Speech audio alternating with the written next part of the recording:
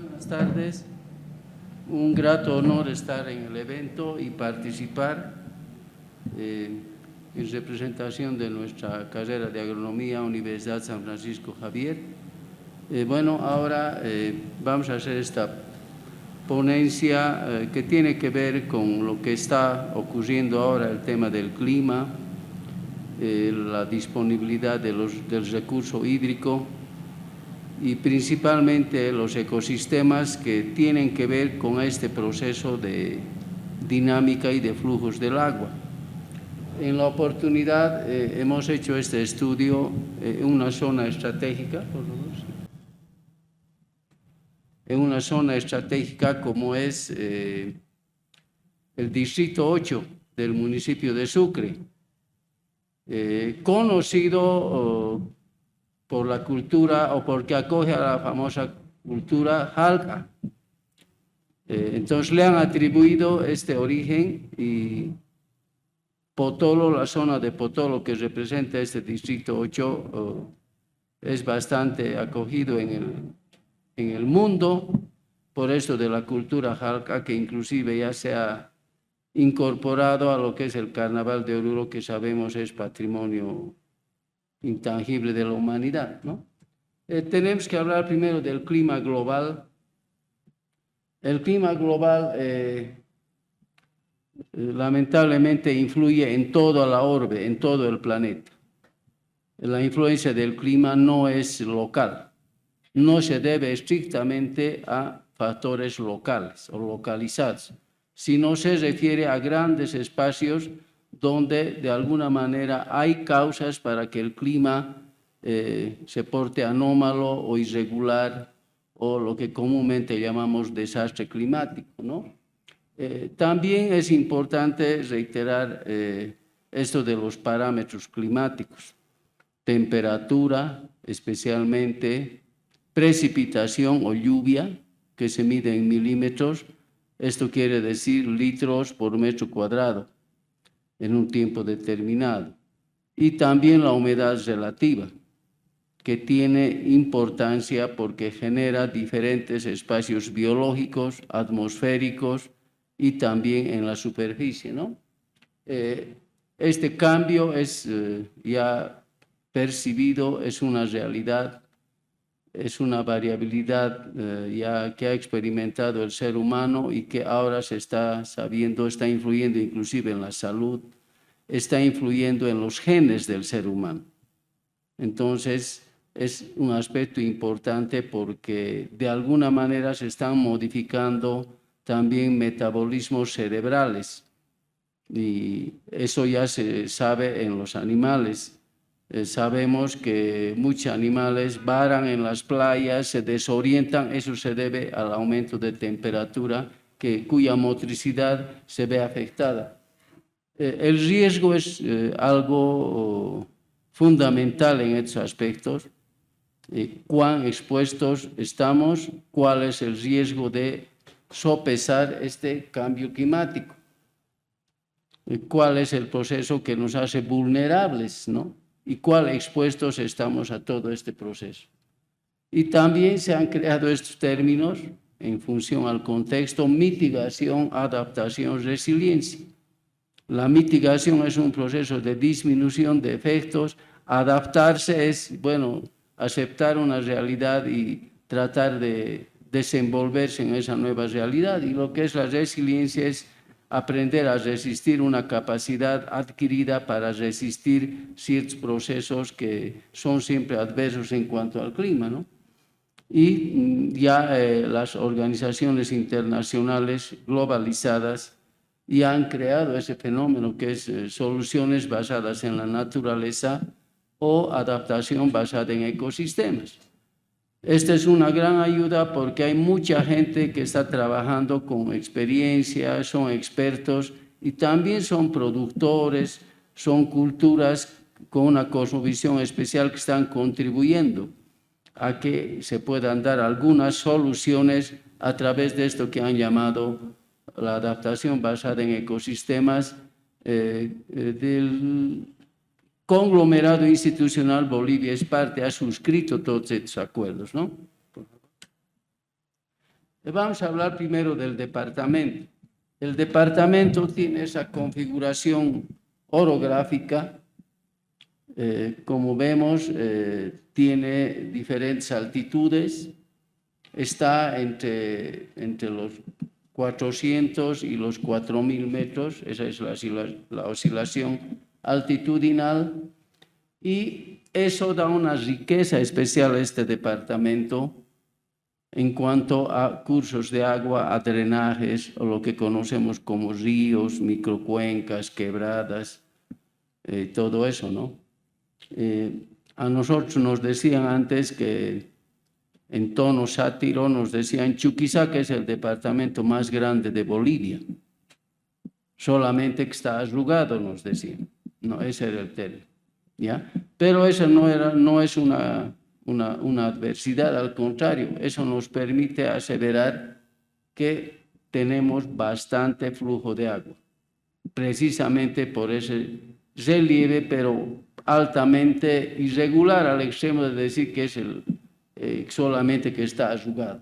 Entonces, esa es nuestra realidad, ese es podemos decir, el recurso más importante de este departamento, gracias primero a su relieve, pero también hay otras variables, otros factores que tienen mucho que ver con esta calidad y esta cantidad de agua que existe en el departamento. Ya. Ahí tenemos la distribución de comunidades. Las comunidades en muchos casos son ancestrales, son hasta milenarias, ¿no es cierto? Las comunidades que están, por ejemplo, en lo que es el Ayllu de Quilaquila, se jactan y dicen, nosotros estamos aquí hace 20.000 años, nos dicen, en su historia oral. ¿No? Así nos dicen. Entonces son comunidades, antiquísimas, y miren dónde están ubicadas al occidente, donde precisamente está el relieve irregular. Y conversando con esa gente, haciendo historia oral con ellos, es el agua que les ha hecho establecerse en estos lugares, ¿no? No puede ser otro bien que no sea el agua. El distrito 8 es parte del municipio de Sucre. El distrito 8 ya en la colonia era una hacienda. Ha sido una hacienda de la connotada, bueno, si se puede decir así, familia Villa, una de las más potentadas que ha tenido la Villa de La Plata. Eran mineros, o sea, empresarios mineros, tenían sus minas, tenían sus encomiendas, sus haciendas, sus primicias, y ellos tenían gran cantidad de ovinos, de ovejas, criaban ovejas y cabras, y también tenían recuas de asnos, animales de carga. ¿Y dónde estaban localizados? En esta zona de Potolo, porque ellos producían lana y carne para la minería, para llevar a las minas, donde había gran cantidad de gente. Lo mismo producían cabras, ganado caprino para utilizar el cuero y diferentes subproductos para llevar productos a las minas. Ustedes saben, en las minas de Potosí se calcula que habrían estado casi 6 millones de mitimaes ahí, o trabajando ahí, ¿no? De esa gente que estaba obligada a la mita, como se dice. Entonces, ¿qué queremos decir con esto? Que es una zona absolutamente degradada en su vegetación. Es una zona que ha provisto alimento para esa gran cantidad de ovejas y cabras, pero también es una zona que ha provisto con árboles, con material de construcción, precisamente para metrópolis como eran Potosí y diferentes poblados. En Potosí se dice que había 100.000, 120.000 habitantes. Ellos necesitaban tener vivienda y además necesitaban cocer sus alimentos. Entonces, una de las primeras zonas así degradadas con ese fin ha sido esta zona de Potolo, lo que es Chuquisaca y lo que es Norte Potosí. Entonces, son zonas que han tenido alta presión en este sentido y imagínense por siglos. De ahí que se ha empezado a desestructurar su flujo de agua, sus diferentes procesos ecosistémicos y estamos ahora recién percibiendo, porque esta es la zona, sí, por favor. Esta es la zona, miren, de donde Sucre, con sus 300.000 o 400.000 habitantes, se provee de agua, del líquido elemento. Si no fuera esta zona que está reuniendo al río Ravelo, al río Potolo y al río Cachimayu, Sucre no tendría agua prácticamente en la actualidad y tampoco antes. No podía haber tenido, ¿ya? Porque Sucre ha tenido el primer acueducto construido entre 1905 y 1917. Han contratado a un conjunto de ingenieros franceses que han venido a hacer la conducción del agua de Cajamarca, que está precisamente localizada en el distrito 8, en este distrito. Entonces, debemos tomar en cuenta actualmente que esta zona, además de proveer, tiene una dinámica especial en cuanto al agua, pero también tiene mejor dinámica respecto a los eventos climáticos que ocurren en Sucre. O sea, son dos elementos claves, ¿no? Provee de agua, pero también influye en el clima.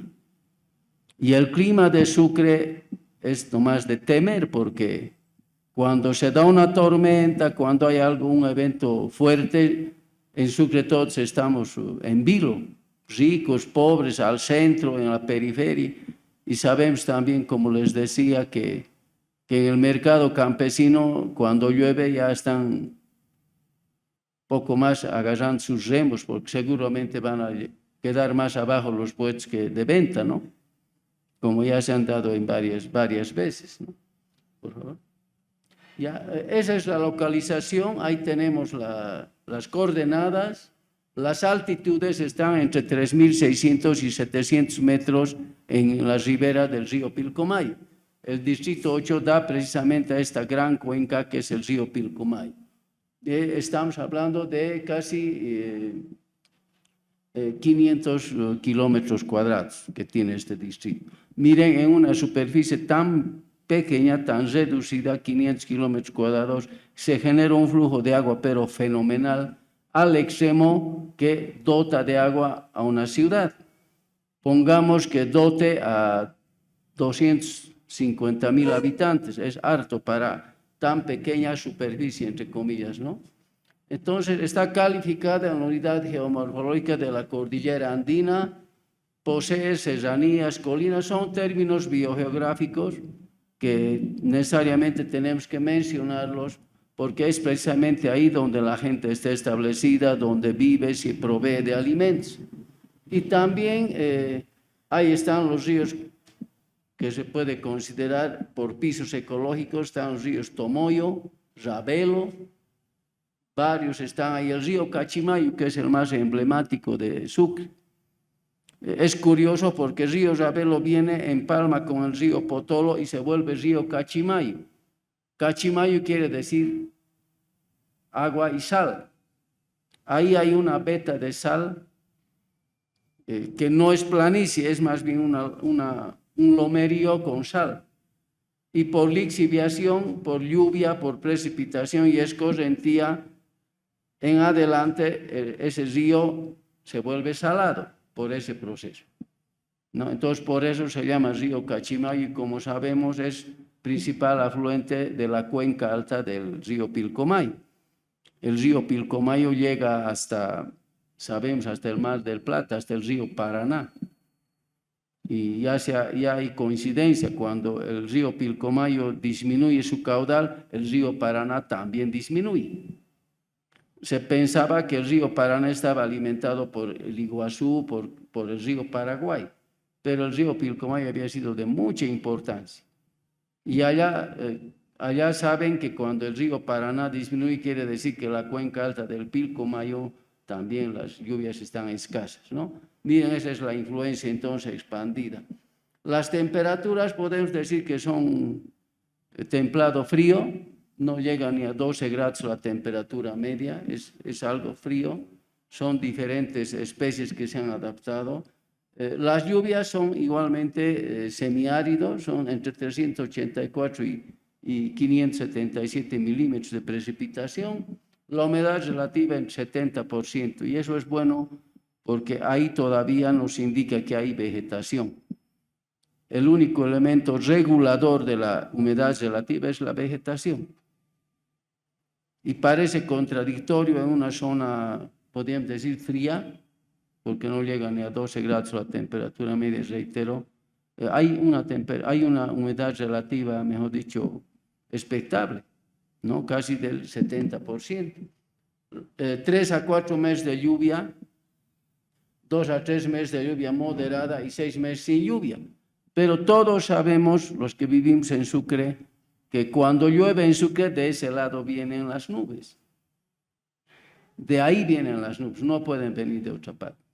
En época seca, lamentablemente recibimos humo, porque los vientos son del noreste. Y en época húmeda es del noroeste. Lluvias, nubes bien provistas, ¿no? Al extremo de que sabemos nos hace temblar cuando se da una lluvia torrencial en Sucre. Y viene de ese lado.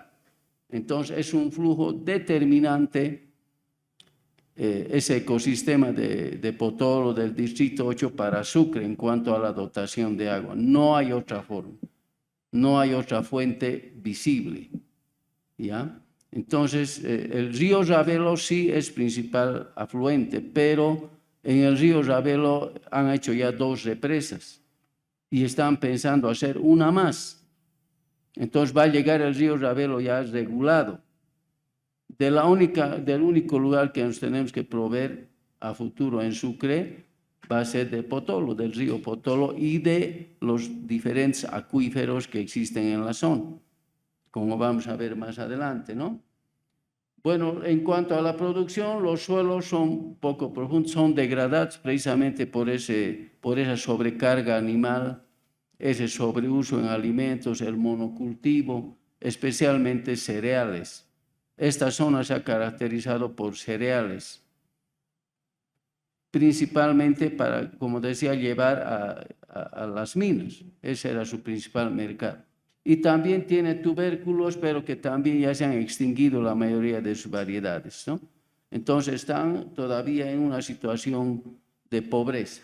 Por favor, haciendo una descripción, entonces entramos, creemos, a hablar ya propiamente de este tema de agua en relación al Distrito 8 y Sucre como ciudad. ¿Ya? Tenemos que hablar sí o sí de cobertura vegetal. No hay otro elemento clave para el flujo del agua en sus 3 estados que la cobertura vegetal. Pero sabemos que en la zona la cobertura vegetal está muy incipiente, está degradada. También la zona se caracteriza por tener las mayores plantaciones de pino y eucalipto que tiene Chuquisaca. Primero el plan forestal de lo que se llamaba la Corporación de Desarrollo y después el plan agroforestal que proponía establecer sistemas forestales comerciales, especialmente con pino radiata y eucalipto. El eucalipto fue un poco limitado porque excede en su requerimiento de agua y más bien ha empezado a desecar acuíferos, manantiales y ha generado toxicidad en los suelos. Cuando hay monocultivos de eucalipto se genera toxicidad en el suelo por los aceites esenciales que tiene el eucalipto, que elimina toda forma de vida vegetal y microorgánica también, ¿no? Entonces, tenemos que hablar de esta cobertura porque en la zona se ha experimentado también denudación, deforestación, está hablándose de hidroclima irregular, no hay lo que había, no se percibe la misma cantidad, el mismo caudal de agua en determinados años, ¿no es cierto? Y también está generándose ahora un conflicto económico, puesto que es el distrito que menos apoyo recibe de la alcaldía, ¿no? Por favor. ¿Ya? Entonces, esa es una problemática seria porque si bien tiene una culturalidad elevada por la cultura jalca, por todo eso, está tendiéndose a la urbanización. Sabemos que es por ahí, por parte del Distrito 8, la ruta diagonal Jaime Mendoza. Un camino asfaltado que vino casi como una reivindicación histórica para Sucre, porque fue una pelea de más de 60 años ese trayecto, ¿no? Que fue ideado por Jaime Mendoza, por eso se llama así, pero se está tendiendo a la urbanización. Se está pensando inclusive hacer una calle entre lo que es la Jastambo, Sucre, a Punilla. Todo lo que está alrededor del camino ya está, como decimos vulgarmente, loteado. ¿Y a costa de qué? De las plantaciones de pino y eucalipto. Entonces, otra visión que se está dando respecto a este distrito, que con la urbanización se está pensando hacer desarrollo para este distrito, ¿no? Es un camino muy frecuentado, inclusive desde mucho antes, ¿no? Nosotros teníamos oportunidad de ir mucho porque hemos hecho también investigación arqueológica. Nosotros hemos reportado el deterioro de los caminos del Inca, hemos reportado el deterioro de las pinturas rupestres de Pumamacha, que no es lo único que hay también otros. La gente nos dice no avisen, porque va a venir gente, va a empezar a deteriorar. Hemos encontrado algunos lugares que han sacado, imagínense, pintura de la roca con equipo, con maquinaria, con amoladora, con caladora, imagínense así, losas han sacado. Entonces la gente dice, mejor no hay que decir nada, pero tampoco las autoridades fomentan eso, desarrollan este distrito, y los pobladores tampoco, ¿no? Les es indiferente, pese a que esa culturalidad que tiene, ¿no?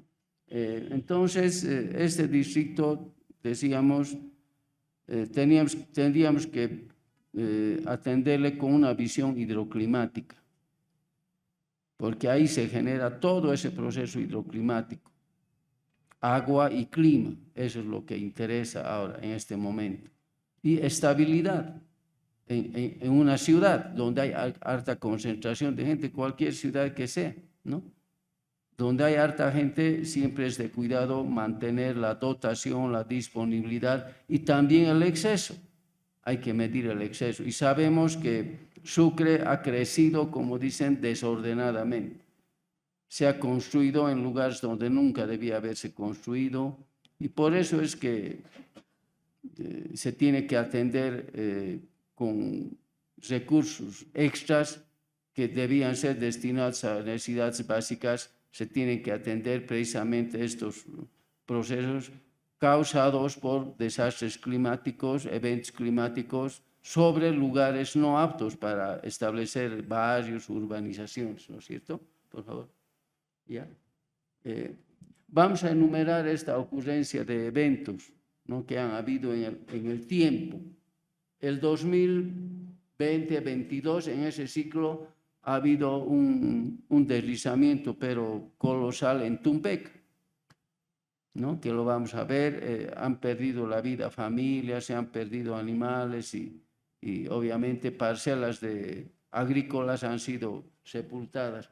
También ha habido sequías, ¿no? Se debe a la presencia del dengue, también se debe al efecto climático, ¿no? Se generan diferentes fuentes de espacios húmedos, muy húmedos y secos, que permite la presencia de virus, de bacterias, ¿no? También la niña, sabemos que ya es más frecuente Ahora la niña ya está afectando, imaginémonos, hasta el África, el Asia ya está. Antes solamente era Sudamérica, pero ahora ya hasta Brasil, la costa oriental de Brasil ya está afectada, ¿no? Entonces, tenemos todos esos aspectos que se deben a clima anómalo, a eventos climáticos anómalos, ¿no? Se da también estos espacios de migración, y hay migrantes climáticos, ya hay gente que ha migrado por el clima. En Sucre hay mucha gente que ha migrado a Sucre y seguramente en su mayor parte debido a que en sus comunidades no han tenido la lluvia esperada, que les ha obligado a migrar. Eso es ya migrante climático, hay que decirlo claramente. Ya. Esa es una vista de lo que ocurrió en Tumpeca, gran cantidad de lodo.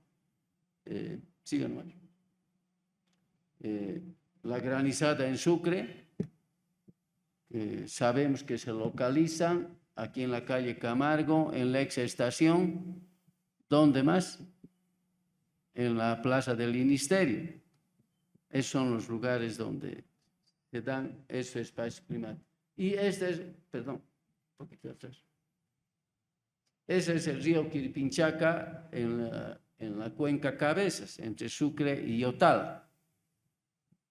Y se debe precisamente a estos aspectos. Han construido casas alrededor de esta quebrada, que son aguas servidas actualmente, pero que ya no sirven para consumo, pero genera problemas en las casas contiguas, ¿no? Por favor. Ese es el primer acueducto, una parte del primer acueducto que se hizo en Sucre, les decía, a principios del siglo XX, entre 1905 y 1917. Esto todavía se utiliza. Este es el acueducto de Aritumayo. Miren, son dos vistas, siempre expuesto a posibles relaves de las serranías contiguas, pero que son muy firmes, no se ha movido absolutamente nada. Hemos hecho un recorrido en total del acueducto, no se ha movido nada, no se ha deteriorado en absoluto. Sí, los canales obviamente se han deteriorado, pero los acueductos no. Es con tecnología seguramente muy antigua, imagínense esos años, pero que da resultado. No se ha hecho absolutamente nada. Ya. Sí, estamos hablando también de la cobertura vegetal que nos interesa, del tipo de plantas que existen. Hay gran diversidad, sabemos que hay gran diversidad y que por todo ese mismo hecho tenemos que repoblar este espacio, por favor. ¿Ya? Ahí están algunos riesgos o eventos que se han dado entre sequías sobre todo y riadas entre esos determinados meses y por comunidades. ¿Ya? Ahí también tenemos los principales cultivos. ¿Ya? Los principales cultivos básicos, como vemos, son cultivos de sobrevivencia, de autoabastecimiento. Lamentablemente el clima no da como para generar cadenas de valor de mercado. ¿Sí? ¿Ya? Entonces tenemos que hablar de restauración de este espacio, precisamente por esa importancia que tiene de acoger a gente y de regular prácticamente y determinar el clima que le viene a la ciudad de Sucre, o que le llega a la ciudad de Sucre. ¿Ya? Entonces tenemos que ver el tema de diversidad, el tema de bosques, territorio y qué conglomerado urbano o periurbano está en su entorno. ¿Ya? Entonces, ya viendo este tema, son ecosistemas de transición que confluyen y que generan un determinado clima. También son de eventos climáticos expandidos, no son locales. Hay eventos climáticos que son muy locales, pero esto es exageradamente expandido, por naturaleza seguramente. ya provee del recurso agua a la ciudad de Sucre. Nominalmente, imagínense, es el último distrito. ¿Cuántos distritos tiene el municipio de Sucre? 8. Este distrito es el 8. Y ya sabemos en nuestra lógica, el 8 es el último. Imagínense esa lógica al lugar de donde Sucre debería tenerle bien atendido por el recurso agua principalmente. Son coberturas boscosas de pino y eucalipto que sí generan una economía. Nosotros hemos debido poner, yo he trabajado en esa zona, hemos debido poner unos 6 millones entre pino y eucalipto. Pero teníamos en plaza 15 millones. La gente rechazaba. No, decían.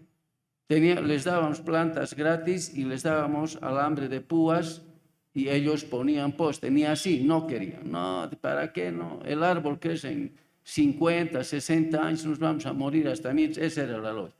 Pero ahora ya hay empresas forestales ahí. Y ya se utiliza en Sucre en muchas mueblerías la madera del pino radiata, ¿no? La cobertura vegetal nativa está en un 35%, lamentablemente, muy degradada. También ahora, seguramente más todavía por el tema de urbanización, que ya se ha visto como un barrio de Sucre, ¿no? La regulación climática, por tanto, es incipiente pues, de esta cobertura vegetal. ¿Ya? El agua es el principal flujo afectado y también podemos decir de que no existe un sistema de monitoreo climático. No existe una estación climática sólida. En estas épocas, cuando todo está digitalizado, imagínense. Entonces, los daños a la infraestructura del distrito, infraestructura productiva, educativa, se notan claramente. Es inconcebible cómo a escasos 80, 100 kilómetros de Sucre puede haber ese tipo de comunidades y poblaciones. No se puede aceptar.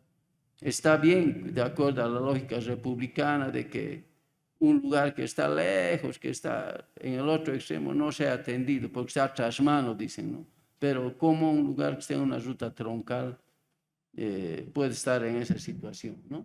Entonces, ahí se puede generar y proponemos que se genere, eso es lo que habíamos hecho, que sea un sumidero de carbón a través de grandes plantaciones masivas, que pueda absorber el carbono atmosférico, que es el que genera el efecto invernadero, ¿no?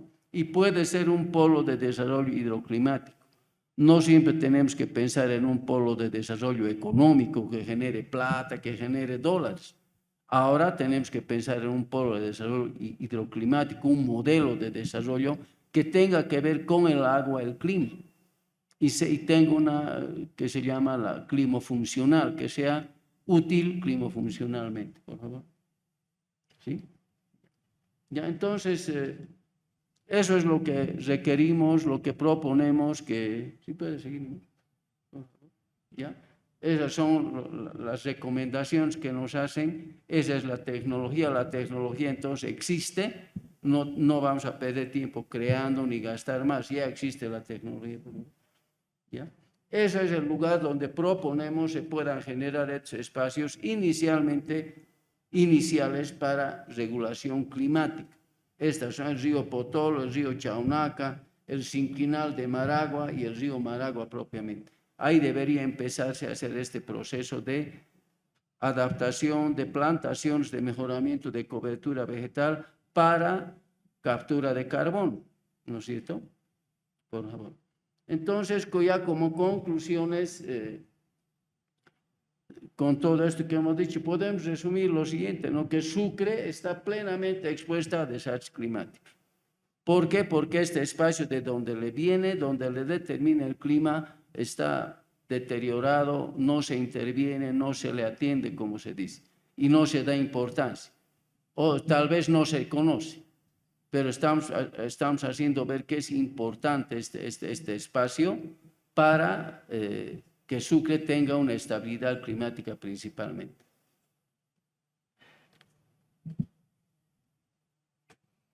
Bien, muchísimas gracias al ingeniero Cáceres. Un aplauso, por favor.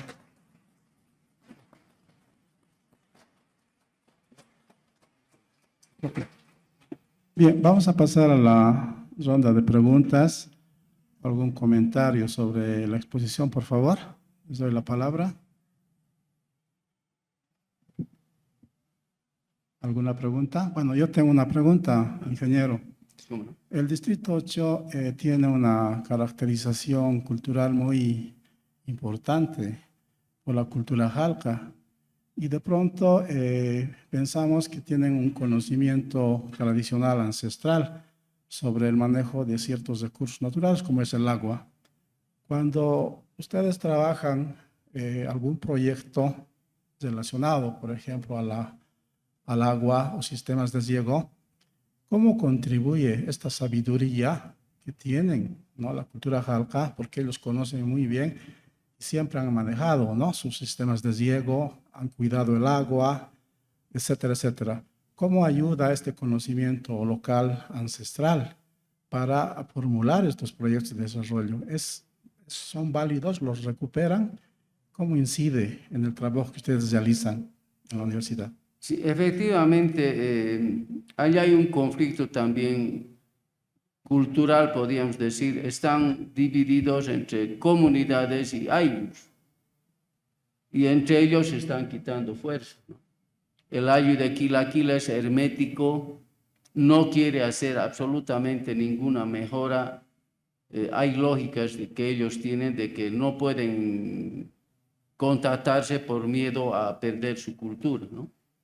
Y las comunidades que tienen un enfoque más de mercado, un enfoque más económico, y en muchos casos hemos percibido que han perdido esa cosmovisión y que solamente viven de acuerdo a la naturaleza y de acuerdo al entorno, sobre todo influyente de Sucre, al entorno citadino, ¿ya? Si bien con fines turísticos se explota el textil, se explota todos esos áreas culturales, pero ellos tienen esa visión de que eso es de explotación y eso hay que aprovechar, y que en muchos casos ellos mismos han subvalorado sus conocimientos, teniendo el lugar, y ellos siempre nos dicen, ¿no? Aquí tenemos agua por demás, pero no desarrollo.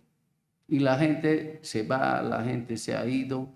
Nosotros hemos propuesto establecer inclusive ahí un módulo de producción piscícola, porque es el recurso agua el más importante, pero no responden, o sea, no hay interés porque tienen ellos otra visión, otro objetivo, podríamos decir.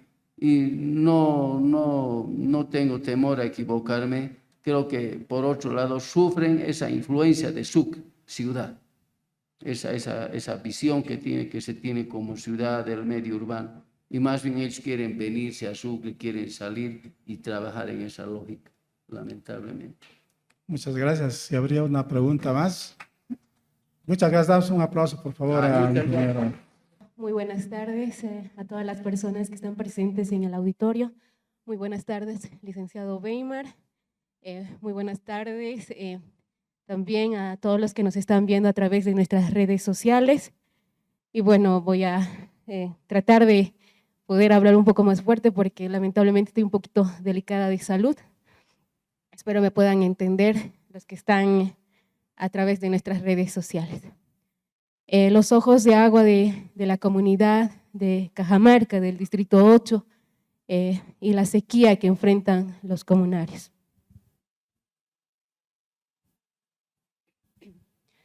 Bueno, a modo de introducción, el uso de los recursos hídricos dentro de nuestro Estado plurinacional de Bolivia es parte fundamental en la vida cotidiana de nuestros pueblos indígenas originarios campesinos.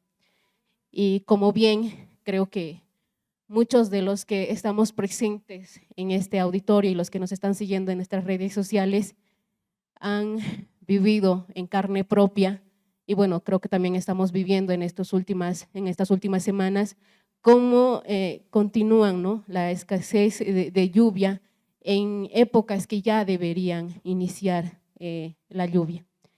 Y bueno, también que dentro de nuestra Constitución Política del Estado, en su artículo 373, ¿no?, refiere que el agua se constituye un derecho fundamental para la vida.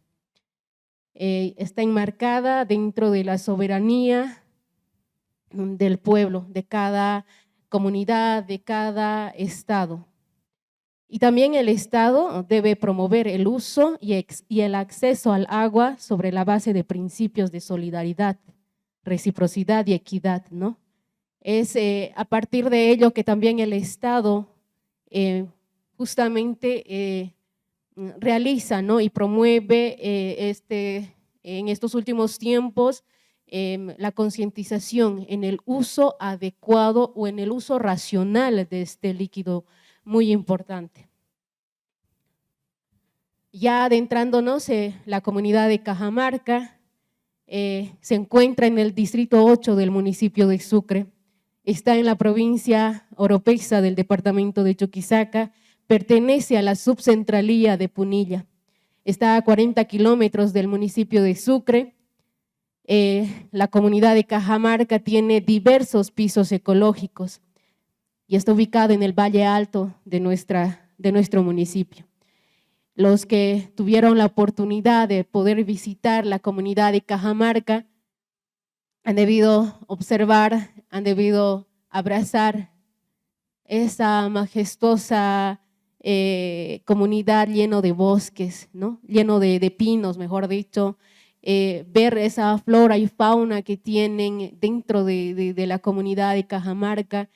Realmente es muy maravilloso poder recorrer, ¿no? Cada rincón, cada kilómetro de esta comunidad. Y se agradece bastante a todos los comunarios que aún continúan con la forestación, ¿no? En la actualidad. La cobertura del caudal y los ojos de agua de Cajamarca están en la zona periurbana del municipio de Sucre. Los comunarios en su mayoría se dedican a la agricultura, como a la siembra de papa, maíz, haba, arveja, trigo, entre otros. También tienen la crianza de ganado ovino, bovino.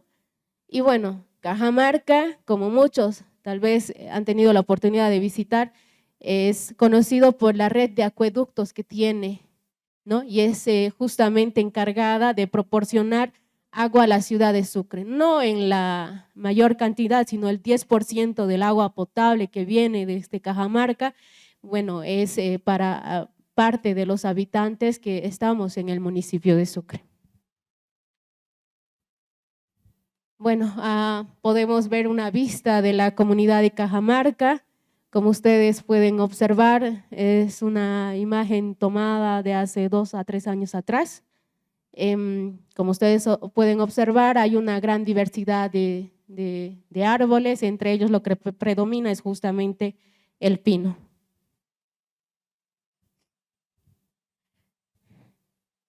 Y bueno, tuve la oportunidad de dar lectura a un libro muy interesante que está titulada Niños de Cajamarca, de Huáscar y Alberto, que es de la investigadora alemana y voluntaria Amelie, donde ella plasma, ¿no? En una de las páginas justamente que Cajamarca etimológicamente significa fuente de agua rodeada de seres humanos. Y los que en algún momento visitaron Cajamarca se han debido dar cuenta de la gran cantidad de ojos de agua que existe dentro de la zona de Cajamarca.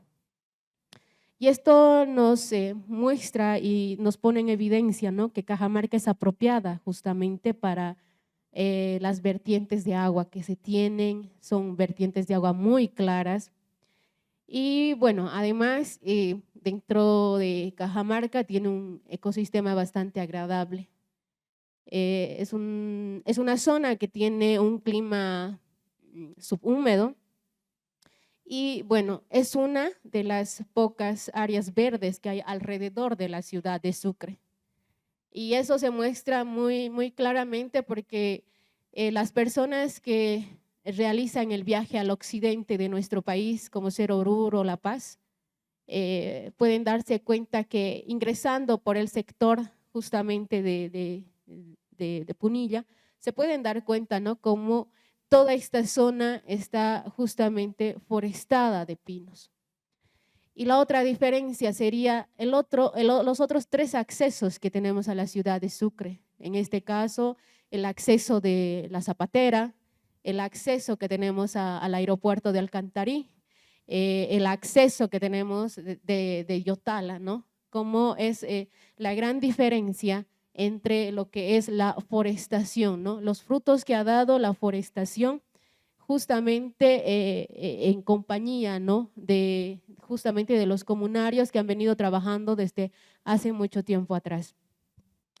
La organización social de los cajamarquinos, ¿no? Es muy importante la organización social dentro de la comunidad de Cajamarca, porque la organización, justamente como ellos nos decían, se basa en la familia. Dentro de la organización, la transmisión de mando de las autoridades originarias campesinas se realiza justamente en un acto público, ¿no? Según sus normas, según sus usos y sus costumbres. Está en vigente lo que es también la elección de justamente de la máxima autoridad. La máxima autoridad dentro de la comunidad de Cajamarca sería el secretario general o en este caso, como nosotros lo conocemos, el dirigente, ¿no? Es una elección abierta donde pueden participar tanto hombres como mujeres que estén afiliados al Sindicato Agrario de Cajamarca, ¿no? Que como les había mencionado, son también afiliados a la Subcentralía de Punilla. Dentro del idioma, ellos pertenecen al grupo étnico de los quechuas y por lo tanto es su lengua materna, ¿no? Es una forma también de identidad cultural que ellos todavía preservan y mantienen y también ellos a través de la lengua quechua, los comunarios, se expresan y participan en diferentes actividades culturales que realizan dentro de la Subcentralía de Punilla y al mismo tiempo también realizan diferentes actividades culturales en relación o en coordinación, más bien dicho, con el municipio de Sucre. Dentro de su tradición y cultura, ellos nos habían comentado justamente que el carnaval es muy importante para ellos, es una fiesta muy importante y es una fiesta tradicional que no solo se realiza dentro de lo que es la comunidad de Cajamarca, sino que también se realiza en los diferentes municipios dentro de nuestro departamento de Chuquisaca y dentro de nuestro país, ¿no? Obviamente que dentro de la comunidad de Cajamarca, la fiesta grande que es el carnaval, en este caso, ellos realizan lo que es la pucara. Muchos de nosotros también hemos debido participar en una pucara en diferentes comunidades, tal vez en diferentes distritos de nuestro municipio o en los municipios que se tiene dentro del departamento de Chuquisaca. Bueno, ahí podemos observar a un grupo de comunarios de Cajamarca que justamente, como les decía, ¿no? Ellos participan en diferentes actividades culturales, tratan siempre de preservar sus textiles, la forma en cual ellos han sido también parte de poder transmitir, ¿no? Cómo ellos todavía tratan de mantener, de preservar y que todo esto vaya también a llegar a que sus hijos, las generaciones que vienen, puedan también mantener. Y como les decía, ¿no? Dentro de la comunidad de Cajamarca, la pucara es muy importante para ellos porque para ellos significa la abundancia que la madre tierra otorga a la comunidad, ¿no? Los comunarios agradecen de esta forma y se realiza entre los meses de febrero a marzo y dentro también de lo que es esta fiesta de la pucara, también lo que es muy importante para ellos y nos comentaban es la realización de la chicha a base de maíz, ¿no? Que es lo que se invita a cada participante, a cada integrante y lo más interesante, ¿no? Que ellos nos comentaban es que dentro de la comunidad y dentro de esta fiesta lo que predomina es la chicha, ¿no? No es como en otras zonas o en otros distritos de nuestro departamento donde ya existe lo que es la cerveza y otro tipo de bebidas alcohólicas. Ya adentrándonos a lo que son justamente el tema central que es las fuentes de agua, dentro de la comunidad de Cajamarca proviene justamente de precipitaciones fluviales, las aguas subterráneas como los ojos de agua o pozos, Para los comunarios, justamente, las fuentes de agua más importantes son los ojos de agua que se tiene en diferentes puntos dentro de la comunidad de Cajamarca, ¿no? Y que obviamente durante bastante tiempo, más de 100 años, lo que se ha hecho es canalizar justamente esta agua para poder abastecer al municipio de Sucre. En general, las vertientes y los ríos que también, y el río que tienen dentro de la comunidad de Cajamarca, en los últimos años, como ellos nos comentaban, es que mantenían un caudal regular, ¿no? Durante varios años. Pero durante el periodo desde el 2016 hasta el 2023, se ha ido presentando grandes disminuciones y esto ha llevado justamente a hacerse diversas interrogantes que más adelante lo vamos a ver, porque ellos han tenido que enfrentar y vivir justamente la escasez y la reducción justamente del agua. Dentro de la comunidad de Cajamarca, como está considerado un lugar prominente de la región que tiene justamente varios ojos de agua en la actualidad, pero que lamentablemente algunos han ido secándose con el pasar del tiempo. Hemos tenido la dicha de poder visitar la comunidad de Cajamarca y hemos hecho un conteo con 2 comunarios, uno de ellos es el corregidor de la comunidad, Juan Yupari, no sé si nos estaría viendo tal vez en este momento. Tuvimos la oportunidad de hacer un recorrido donde pudimos observar alrededor de 27 ojos de agua, pero lamentablemente de los 27, 5 el año 2023 han ido secándose de forma definitiva, ¿no? Los comunarios nos comentaban que durante bastante tiempo y con el cambio también de autoridades dentro de la entidad de agua potable, es que ha habido una dejadez, ¿no?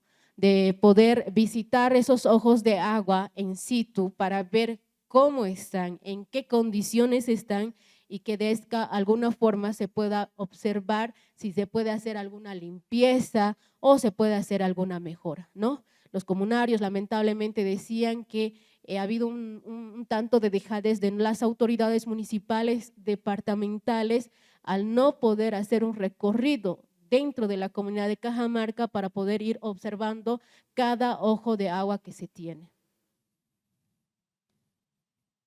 Estas son 2 imágenes del año 2023. Ahí vemos justamente cómo los ojos de agua dentro de la comunidad de Cajamarca son muy importantes, pero como ya ellos nos mencionaban, ¿no? Los comunarios, cuando hay una dejadez de las autoridades que son encargadas de poder realizar parte de ayuda para poder verificar y ver en qué condiciones están, es que se ha llegado a instancias nacionales para poder ver de qué otra manera se puede colaborar a los comunarios y ellos mismos puedan realizar el recorrido y hacer la limpieza de los diferentes ojos de agua.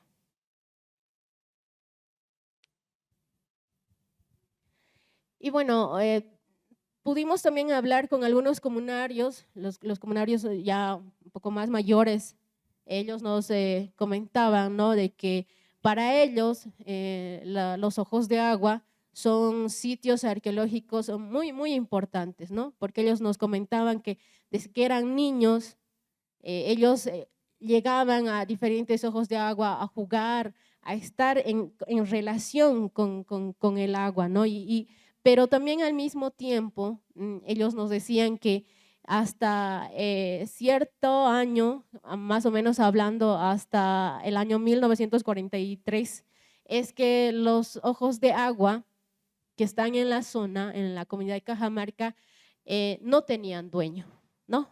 Los ojos de agua no tenían dueño, estaban dentro de la comunidad, están más bien dicho dentro de la comunidad de Cajamarca, pero según lo que ellos comentan, y ahí justamente también nos comentaba el investigador Claudio Andrade, quien ha escrito un libro muy interesante también, donde plasma, ¿no?, justamente este acuerdo, entre comillas, de que la Junta de Provisión de Agua hizo una hazaña grande, ¿no?, lo denomina él así, justamente de la concesión de agua provenientes de Ojos de Agua de Cajamarca, mediante una suscripción de contrato entre el coronel del ejército, Victorino Gutiérrez, prefecto de Chuquisaca, y la señora María Rafaela Calderón, quien fuese propietaria de la hacienda de Cajamarca, por el monto económico de 5,000 bolivianos. Lamentablemente, al tener justamente este acuerdo, ¿no?, esta hazaña entre ambas partes, de los 27 ojos de agua, 3 quedaron para la comunidad y los demás pasaron a manos de lo que es la gobernación de Chuquisaca actualmente, quien ahora, bueno, maneja, ¿no?, la entidad de agua potable, el APAS. Dentro también de todo este trabajo de investigación se pudo dar cuenta que la señora Rafaela, quien era la dueña o propietaria de la hacienda, ya era la nieta de los hacendados, ¿no?, y tenía bastantes deudas arrastrando de otras generaciones, y como era ya una persona ya viuda prácticamente, entonces decidió hacer justamente esta concesión, ¿no?, dejar de lado a los comunarios y ella hacer la concesión y darles justamente todo el poder a la entidad que es la prefectura, hoy la gobernación. Y como ellos nos comentaban, ¿no?, los comunarios, que desde el momento en que se ha hecho esta firma de contrato, dejando de lado a los comunarios, ellos se veían arrebatados de lo que es este líquido vital que es el agua, ¿no? Y a través justamente de este contrato, como ellos lo mencionan, es que ellos también arrastran serias interrogantes a partir justamente de esta concesión. Ellos nos comentaban que les ha afectado bastante el desarrollo en la zona y también ha afectado bastante en el tema de la migración de sus habitantes a la ciudad de Sucre, ¿no? Y también nos ponían énfasis, ¿no?, que justamente todas las familias cajamarquinas, no todas, tienen el acceso al agua potable por cañería, como corresponde, ¿no?, como tenemos, yo creo, en la gran mayoría de los que estamos aquí en el auditorio. Lamentablemente, del 100% de las familias, solo tienen un 40%, ¿no? Y es tan bizarro porque ellos ¿no?, viven y han estado justamente casi toda su vida al lado justamente de los diferentes ojos de agua. Entonces, justamente nos concentramos en el año 2023, el agua en la comunidad de Cajamarca y la escasez de lluvias, ¿no? En la actualidad, los comunarios de Cajamarca mantienen una relación de armonía y respeto con la Pachamama, con la Madre Tierra. Es por ello que también su calendario agrícola está basado, ¿no?, justamente en las épocas que debería iniciar el proceso de la siembra. Pero justamente ahí ellos nos mencionaban que a través de esta situación que se está viviendo dentro, no solo del departamento ni dentro de nuestro país, sino que ya no existe un buen calendario agrícola para muchas zonas, porque ellos nos mencionaban que en fechas que se debería comenzar el inicio de siembra, ya no lo hacen, ¿no?, porque no llueve, hay escasez de lluvia o en otros casos ingresa la helada. Entonces ellos tratan justamente de ver de qué o alguna forma ver de que el calendario que tenían desde sus antepasados pueda tratarse de adecuar a la actualidad, ¿no?, a lo que ahora vivimos.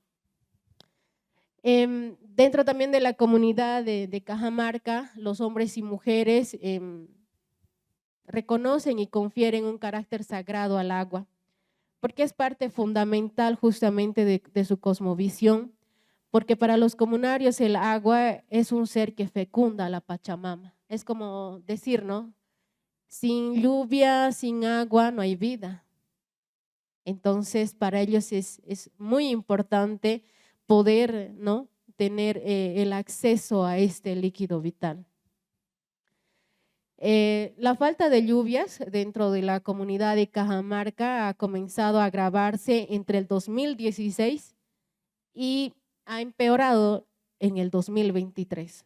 Muchos de los que estamos en auditorio hemos podido vivir en carne propia tal vez el año 2016. Si mal no recuerdan, tal vez ha habido una gran sequía muy prolongada dentro del municipio de Sucre, que muchos tal vez en su caso han debido agarrar los bidones de casa, las ollas en casa, los bañadores para poder ir a buscar el líquido vital, porque inclusive el agua en botella tampoco había en los barrios o en las tiendas. Y qué diferencia era que dentro del municipio de Sucre no se tenía agua en varias zonas y en algunos, y con el pasar de los días en la totalidad del municipio.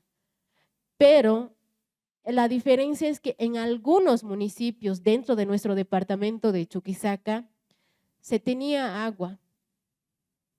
Y yo he vivido esta experiencia de que tenía familiares en un municipio y justamente enviaban el agua como encomienda, porque no se tenía ni siquiera para poder realizarse el aseo correspondiente. Entonces, inclusive, si mal no recuerdo, los que conocen la zona del Guerrero, hay un tanque que realizaron los de La Paz, que ahí había una vertiente, si mal no me equivoco, que bajaba justamente del cerro Sicacica, ¿no?, que ahora es un tanque, y que en ese año justamente todas las personas corrían, ¿no?, con todo lo que podían para poder abastecerse de este líquido vital.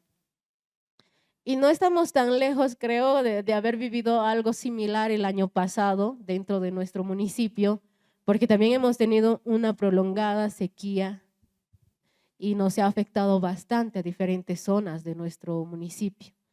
Y dentro de nuestro departamento ha habido también grandes pérdidas en cultivo y al mismo tiempo en ganado. Entonces, los habitantes de Cajamarca me comentan, ¿no?, justamente que el año pasado ellos han tenido que salir de la comunidad en busca de este líquido vital a otras comunidades cercanas para poder al menos tener el líquido vital para poder hacer lo correspondiente, el aseo o en la alimentación. También ellos nos comentaban que lamentablemente parte del cultivo ha sido pérdida y al mismo tiempo las mujeres nos comentaban que prácticamente perdieron parte de sus animales de crianza, que es muy lamentable para ellos porque si ustedes tienen la oportunidad de visitar Cajamarca se van a dar cuenta justamente que los comunarios se dedican a la agricultura y a la crianza de animales. Entonces, llegamos a una conclusión de que desde los saberes de nuestros ancestros, el agua es considerada en las comunidades como la sangre de la madre tierra, ¿no? Es como la sangre que corre por nuestras venas, porque si no tuviésemos sangre en nuestras venas, creo que nosotros también no estaríamos vivos ni presentes en este momento. Entonces, el agua es parte muy importante de los ecosistemas que habitan dentro de nuestras comunidades indígenas. Es por ello que el agua es muy importante para todo organismo vivo dentro de nuestro planeta Tierra. También indica el avance de la vida de los seres humanos y refleja el cambio de un planeta agresivo a un planeta con vida y color. Como hace rato mencionaba, y a veces lo decía a modo de broma, ¿no?, hace mucho tiempo atrás, donde no veo un árbol, supongo que no hay vida, ¿no? Entonces, donde no hay agua para nuestros hermanos en las comunidades, no hay vida, es muy complicado. Entonces se llega a la conclusión de que el agua es la fuente principal de la vida en la comunidad de Cajamarca.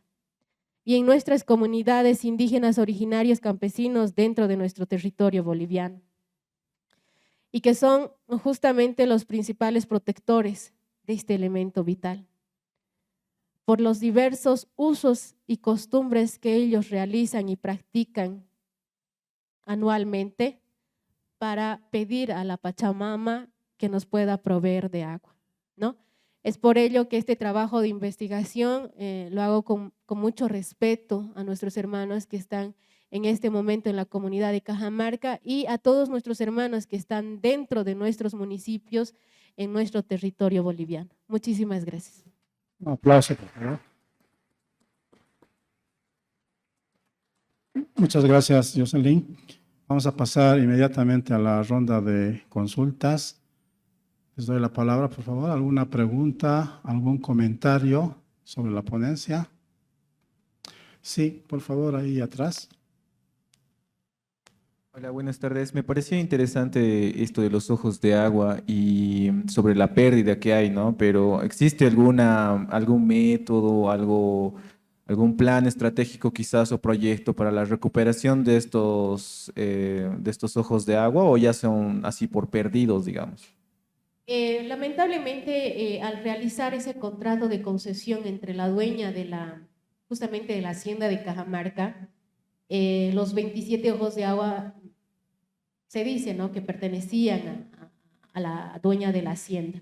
Entonces, al realizar este contrato de concesión con la prefectura de Chuquisaca, hoy gobernación, justamente en su totalidad pertenecen a La Paz, ¿no? Es nuestra entidad de agua potable. Y es ahí donde justamente nuestros comunarios tienen tal vez ese choque o esa rabia, puede ser, es que como ellos eran dueños de esas tierras, pero lamentablemente hubo este contrato, es que los deja afuera a ellos para poder ellos, no sé, realizar algún tipo de como ellos nos mencionaban, ¿no? Antes de que se haga la venta, ellos realizaban visitas cada cierto tiempo, ¿no? Para poder realizar la limpieza, hacer el mantenimiento, etc. Cuando se hizo este contrato, entonces ellos ya no son dueños, ¿no? El dueño es justamente la entidad de agua potable de La Paz. Lo que ellos ahora pidieron justamente el año pasado por las sequías que están sufriendo en la misma zona y en las diversas zonas de nuestro municipio, es que se haga un trabajo en conjunto para poder visitar a estos diferentes ojos de agua que todavía están, ¿no? Excepto los 5 que lamentablemente no se pueden recuperar, y dentro de los 5 justamente son ojos de agua que están en lugares un poco inaccesibles para poder llegar con vehículos, es inaccesible. Si uno quiere visitar los diferentes ojos de agua, tiene que ingresar a pie, ¿no? Tal vez es por eso que también hubo este problema de que no se ha llegado a los diferentes ojos de agua y ha habido también una dejadez de algunas entidades de nuestro municipio que se ha llegado a esta situación y que ha venido arrastrando desde el 2016, ha venido agravándose año tras año, y bueno, el año 2023 lamentablemente de los 27, 5 han quedado secos de forma definitiva. Muchas gracias, Jocelyn. Si no habría más preguntas, te agradecemos mucho. Un aplauso, por favor. Muchas gracias a todos. Buenas tardes, me llamo Renato Pardo, soy antropólogo y a continuación voy a exponer la ponencia titulada Proyectos inmobiliarios en el Urubó, urbanismo suntuoso y desperdicio de agua. Bueno, para empezar, desde hace unos 10 años más o menos existe una gran oferta inmobiliaria en el Urubó que te ofrecen diversos proyectos bastante grandes. Algunos buscan recrear, por ejemplo, las playas del Mar Caribe dentro del oriente boliviano, porque están ubicadas en la zona del Urubó, al este o noroeste de la ciudad de Santa Cruz. Y destacan, digamos, por todo el marketing con el que se presentan en ferias. Por ejemplo, los he visto en las ferias más grandes, en la Expo Cruz, en Santa Cruz, en la FECO Ball de Cochabamba, en la FIPAS. En La Paz los encuentra en la noche de museos también. Entonces, hay una gran movida al respecto. Y claro, son unos megaproyectos, digamos, que buscan construir lagunas artificiales. Y bueno, eso siempre me ha llamado un poco la atención porque la zona donde están emplazados estos proyectos se caracteriza por su vulnerabilidad ambiental, ¿no? Por ejemplo, de acuerdo a datos de Fundación Tierra, hasta 2023, por tercer año consecutivo, Bolivia ocupa el tercer lugar mundial en destrucción de bosques primarios. Esto después de Brasil y del Congo. Además, los incendios, aparte de la deforestación, se incrementan cada año. Estamos viviendo ahora uno de los peores incendios, digamos, que ha habido, o sea que cada año vienen más fuertes. Y las tasas de precipitación y de sequía, la precipitación se reduce y la sequía aumenta. Entonces, la región ecológicamente es bastante vulnerable. Y bueno, investigando sobre el tema encontré este artículo que se llama Urubó, la huella hídrica del boom inmobiliario cruceño, de Mariel Cauthim, que ha sido la inspiración para hacer esta ponencia. Y ella realiza una investigación, por ejemplo, sobre cómo ha sido el proceso de licitación de estos megaproyectos y los datos que ella da a conocer son bastante preocupantes. Ahí está la fuente para el artículo, para los que quieran leerlo en completo. Para empezar, es importante delimitar cuál es la zona del Urubó. Es una zona que se encuentra más o menos al este-noroeste de la ciudad de Santa Cruz. Se caracteriza por ser un acuífero, es decir, que es un depósito de agua que circula en el subsuelo.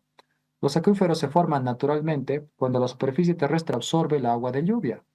Y de hecho, existe en esa zona la Unidad de Conservación de Patrimonio Natural Urubó-Guendá, que es un área protegida departamental, que se encarga, según estimaciones, de recargar el 60% de los recursos hídricos de los que se sirven los 2,5 millones de personas que viven en Santa Cruz aproximadamente. Ahí se puede ver en el mapa el área de recarga del acuífero. Entonces, en cuanto a la importancia que tiene para Santa Cruz, esta es una zona clave.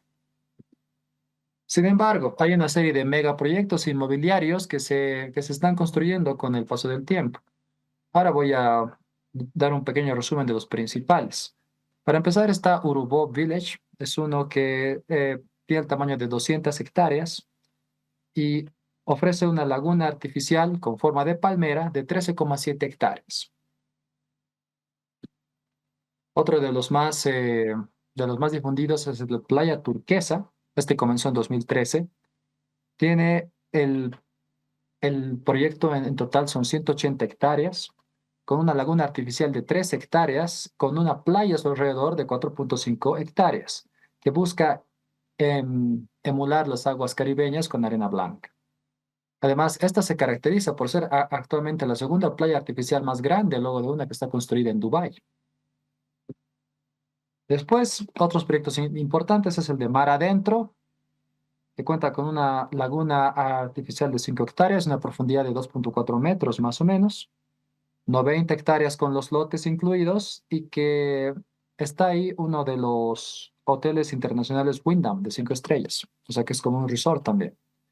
Y luego está Urubó Lago Escondido, que es un proyecto de 47 hectáreas de laguna y 5 hectáreas de bosque.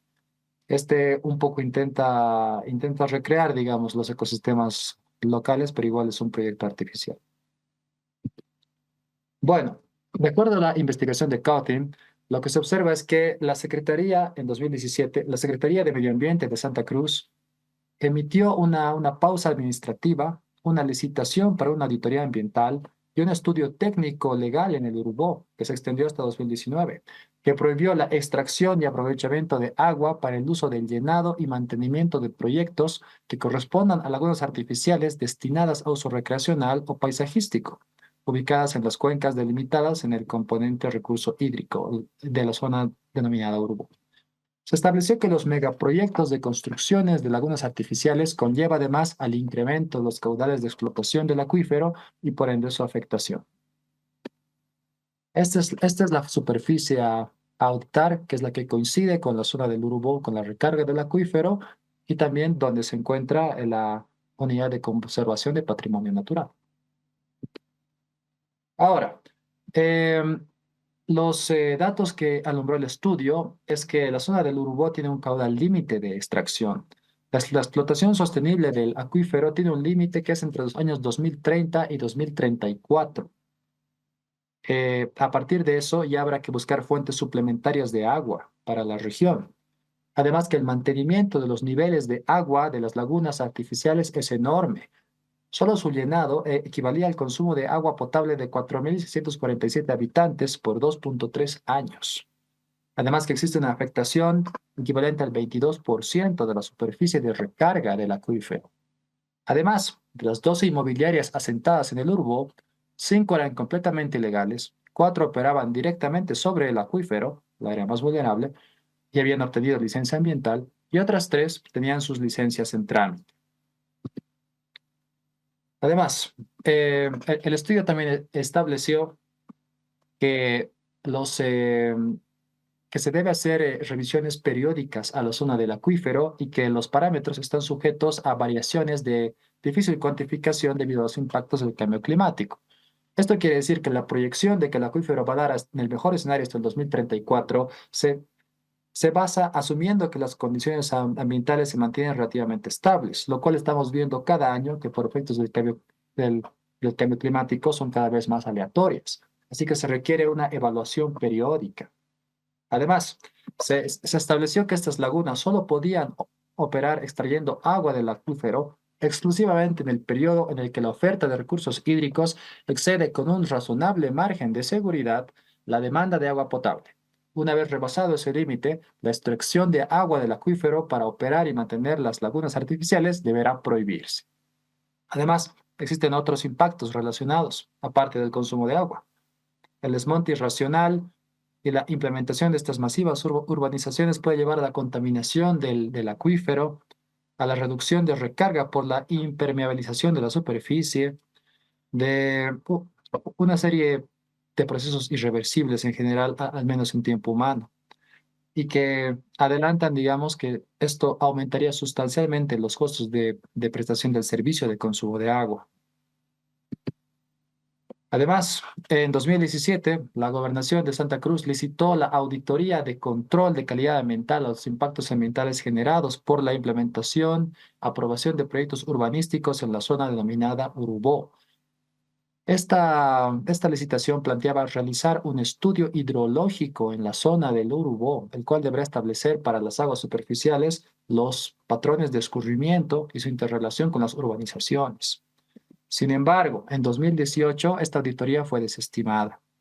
De acuerdo a la resolución administrativa correspondiente, se debió al incumplimiento de remisión de información por parte de los gobiernos autónomos municipales que estaban involucrados en el área de influencia. Sin embargo, pese a la imposibilidad de seguir con la auditoría, la gobernación recomendó la elaboración de un estudio técnico legal de los impactos generados por la expansión urbana en la zona del Urubó. Bueno, en 2019 se dan por validadas y de aplicación inmediata las conclusiones y recomendaciones técnicas, legales y científicas del estudio técnico legal. Y establece en su artículo primero prohibir la extracción y aprovechamiento de agua para el uso del llenado y mantenimiento de proyectos que correspondan a lagunas artificiales. Sin embargo, eventualmente este estudio fue desestimado. En 2020, de hecho, al año siguiente, se inauguró Playa Turquesa, la cual, como ya mencioné, tiene una laguna artificial de 3 hectáreas y que cuenta además con 2 licencias ambientales.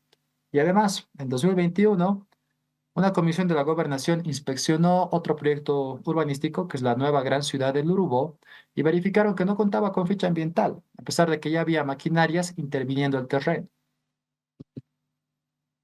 Bueno, y aparte de estas irregularidades en la licitación de estos proyectos, la misma empresa que construye lagunas artificiales tiene algunos antecedentes controversiales. Esto de réplicas del Mar Caribe son la marca patentada de la transnacional Crystal Lagoons Corporation, que usa una tecnología desarrollada por un bioquímico chileno y aseguran que sus obras de infraestructura son amigables con el medio ambiente. Afirman que estas lagunas pueden tener tamaños ilimitados y que pese a eso se realizan con bajos costos de mantenimiento y de construcción.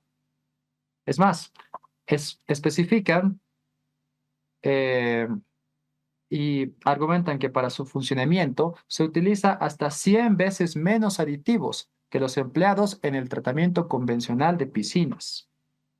Y además que el agua que se utiliza para rellenar el embalse es agua de lluvia, basados en una estimación de pérdida de un 10% por evaporación anual y en uso neto del agua del acuífero. E inclusive si esta pérdida de 10% y la recarga solo con agua de lluvia sería tal cual, igual hay varios impactos que no transparentan con la información. Por ejemplo, el bombeo que se realiza a partir de pozos para llenar los embalses, el movimiento de tierras, deforestación, ayuntamiento de fauna, contaminación de suelos, generación de residuos. En general, hay una serie de impactos ambientales que no están siendo cuantificados solamente cuando se habla de recargar la laguna o de construir el embalse correspondiente. Además, ya existen varias observaciones a este tipo de proyectos de esta misma compañía en otros países.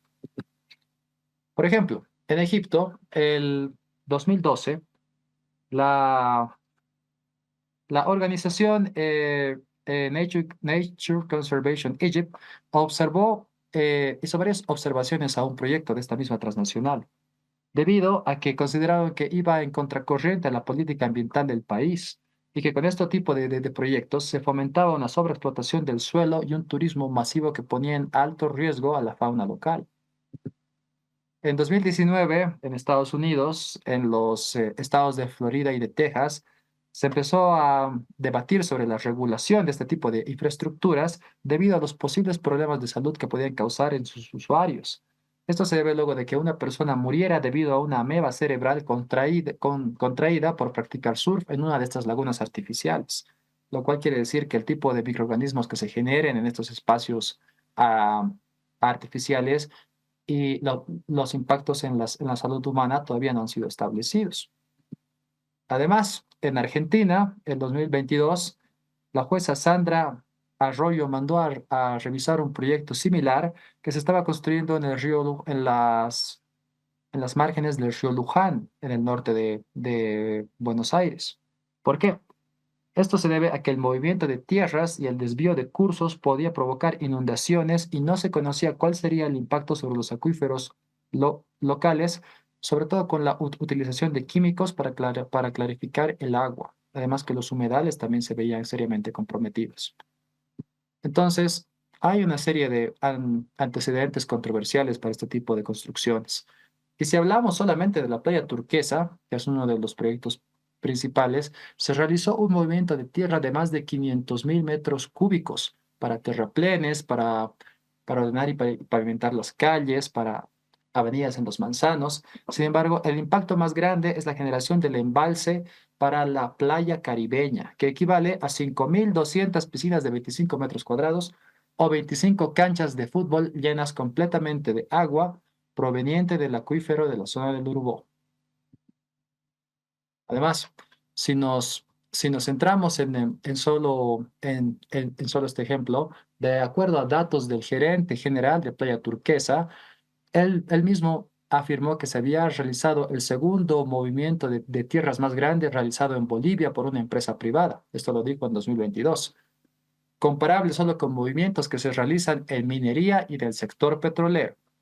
Yo calculo que cualquier comparación de impactos con minería o el sector petrolero ya es una comparación preocupante. Además, la playa Turquesa, con una profundidad de 2.9 metros y una zona de buceo que llega a los 4,5, equivalía casi en su parte más profunda a una casa de 2 pisos. El gerente explicaba que con los 2.9 metros se logra el color turquesa. Además que se necesita que el agua en su origen debe ser totalmente cristalina y el fondo debe tener un vaciado de arena blanca. Además, para la playa exterior se necesita la impermeabilización de una zona con alta humedad. Al querer emular una playa, además del embalse de agua, estas lagunas limpian una parte importante del paisaje para impermeabilizarla con arena. Laguna Turquesa tiene un área de playa de más de 18.000 metros cuadrados, sobre un total de 45.000 metros cuadrados. Ambas corresponden a las mayores zonas de playa del país. Para obras civiles de construcción de la laguna se utilizaron 4.500 metros cúbicos de hormigón, además que se requiere una geomembrana de 141.000 metros cuadrados, patentada en Estados Unidos e instalada por una subsidiaria de Crystal Lagoons. Entonces, como vemos, es una serie de impactos que conlleva este tipo de proyectos. Y bueno, esto lleva a una serie de reflexiones, ¿no? Para empezar, uno de los impactos más importantes que va a tener este tipo de urbanizaciones va a ser la segregación urbana. Es decir, se estima que solamente un 5% de la población va a poder acceder a este tipo de proyectos, de acuerdo a la estimación de Cawthon. Además, eh, ¿cuál cuál es la función social, digamos, de este tipo de urbanizaciones? Sobre todo cuando están usando, digamos, una gran cantidad del agua del acuífero que es consumida por toda la población. Básicamente es como que se está llegando a privatizar un recurso al cual debería acceder toda la población en su conjunto. Otro punto importante es que estos proyectos se enmarcan, digamos, en una especie de imaginario desarrollista, que los muestra más o menos como grandes ejemplos de progreso, digamos, como grandes muestras de desarrollo a lo que puede llegar Bolivia, a lo que puede llegar Santa Cruz, digamos, que de repente hay playas artificiales o hoteles de lujo, todo eso, lo cual contrasta con cómo el lago Popó se ha secado, ¿no? Y está con un grave impacto ambiental. Entonces, ¿de qué tipo de desarrollo efectivamente se está planteando o se está fomentando con este tipo de proyectos? Además que en el ranking de empresas desarrolladoras, estuvo en el top 3 Urbo Village, de Inmobiliarias 2023. Entonces, inclusive son premiadas por la magnitud de estos proyectos. Y bueno, el impacto sobre todo más importante es obviamente el desperdicio de agua. Es decir, hasta qué punto sostenible, hasta qué punto es responsable, digamos, destinar tal cantidad de agua potable que va a ser muy necesaria para el consumo de la población, para proyectos inmobiliarios de carácter suntuario, sobre todo en una zona que está siendo cada vez más golpeada por la vulnerabilidad ecológica, por los impactos ambientales. Y bueno, esta presentación, digamos, solo ha mostrado algunos datos, ¿no? Pero el objetivo es dimensionar el impacto que están teniendo estos proyectos y de cierta forma la poca cobertura que se está haciendo a las grandes contraindicaciones que lleva su construcción, ¿no? Algo que escuchaba en las ferias, por ejemplo, cuando alguna vez me acerqué a uno de esos puestos para consultar, algo que me decían que se repetiera como esto, con este tipo de megaproyectos, vas a ver, esto no parece Bolivia, sí, esto parece otra realidad. Y bueno, cuando ves los impactos ambientales, llegas a la conclusión de que sí, efectivamente, o sea, con este tipo de megaproyectos y sus consecuencias, definitivamente no parece Bolivia. Es posible que vamos a llegar a los niveles de degradación de Brasil, de Argentina o del Congo en muy poco tiempo a este paso, a menos que sean mucho más regulados y que los graves impactos ambientales que conlleva sean más visibilizados.